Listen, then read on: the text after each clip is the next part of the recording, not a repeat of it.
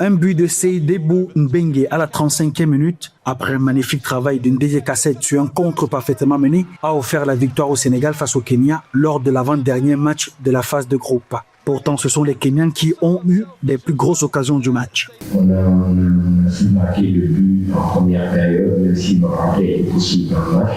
Mais on a su se céder, mettre l'intensité et l'impact qu'il fallait jusqu'à marquer ce but. On a eu d'autres situations pour aller à le sport. Malheureusement, on a marqué au but qui encore aujourd'hui. Mais ce que je retiens aujourd'hui, c'est la victoire et l'état d'esprit des filles. Parce qu'en moment, c'était très difficile. Et donc, du bon pour ne pas essayer de se réaliser.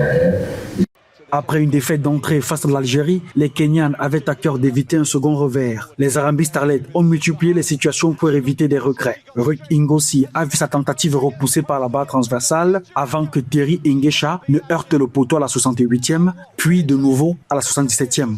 La gardienne Adinjai a également réalisé plusieurs arrêts décisifs. Maintenant, il y a une révélation sur le plan technique. C'est vrai qu'à un moment, c'était assez positif, parce que l'adversaire aussi nous a gêné sur quelques aspects. Mais on a eu une équipe qui a su garder le ballon quand il le fallait, utiliser l'espace de l'adversaire, être costaud mentalement et physiquement pour retrouver le bloc qui nous a permis de ne pas prendre celui-là. Avec 3 points, le Sénégal revient à hauteur de l'Algérie. La dernière journée sera décisive. Le Sénégal affronte le Maroc, tandis que le Kenya jouera contre l'Algérie lundi 3 août. Les Sénégalaises devront crier l'exploit face aux Lions de l'Atlas pour décrocher l'un des 2 billets pour les quarts de finale.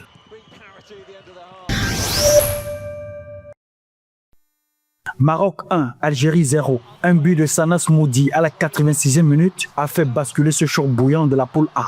Avant l'ouverture du score, le Maroc a dominé la rencontre, multipliant les frappes sans parvenir à cadrer face à un bloc algérien compact. La tension est montée avec 2 cartons jaunes en 2 minutes, 34e et 36e minute. Puis, à 10 minutes du terme, sur un corner repoussé, Elodie Nakache l'aube pousse Moudi qui profite d'un mauvais alignement défensif pour ajuster une frappe tendue et libérer les tribunes. Nous sommes très heureuses. Ce n'était pas facile, mais nous avons dominé la première mi-temps. Nous n'avons pas eu de chance devant le but. Mais en seconde période, nous avons gardé le focus. Nous avons réussi à marquer et nous sommes rassurés pour la suite. J'espère que nos supporters seront là pour nous encourager. L'Algérie s'est montrée plus entreprenante lors de la deuxième mi-temps. Gislan Chebak, entré en jeu à la 70e minute, a apporté un nouveau souffle offensif, tandis que Smoudi, déjà dangereuse sur une tête à bout portant captée par Chloé Ngazi, a fini par trouver la faille sur son deuxième essai décisif. Ce n'était pas facile. Nous avons joué contre une équipe forte, bien organisée. Nous avons dominé à 100% à la première mi-temps. Nous n'avons pas eu la chance d'inscrire un but, mais à la deuxième mi-temps, nous avons maintenu notre concentration, mettant la pression à l'équipe adverse et avons réussi à marquer. Nous sommes tellement contentes.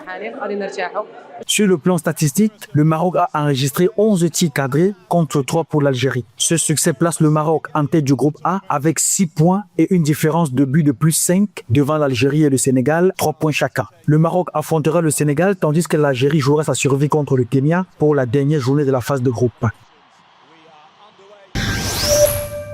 Il était question pour nous d'arracher ces 3 points coûte que coûte. Et vous avez vu en deuxième mi-temps, quand nous sommes entrés, la mentalité était différente de nous avoir remporté les 3 points. Lors de l'entrée en lice des Lions indomptables à la CAN féminine 2026, l'attaquante internationale camerounaise Marie-Josée Ngamanga a été sacrée femme du match grâce à un doublé décisif, incluant un pénalty inscrit à la 73e minute, permettant au Cameroun de s'imposer 2-1 face au Mali au stade de l'Arbi Zaouli. Nous avons une équipe talentueuse. Il suffit juste qu'on travaille, qu'on soit ensemble, qu'on ait plus de temps pour jouer ensemble, pour que les automatismes se créent. Après, je pense qu'on pourra gagner les matchs.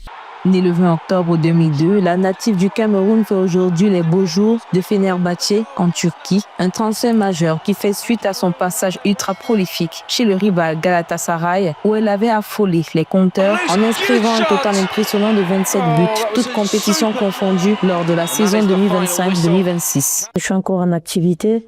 il y a encore des récompenses individuelles à aller chercher. Il y a le ballon nord-africain, il y a les compétitions, des récompenses collectives à aller chercher. Cette ascension fulgurante sur la scène européenne confirme tout le talent d'une joueuse déjà sacrée ballon d'or féminin camerounais en 2023, une récompense obtenue après avoir dominé le championnat local sous les couleurs de l'équipe football filles.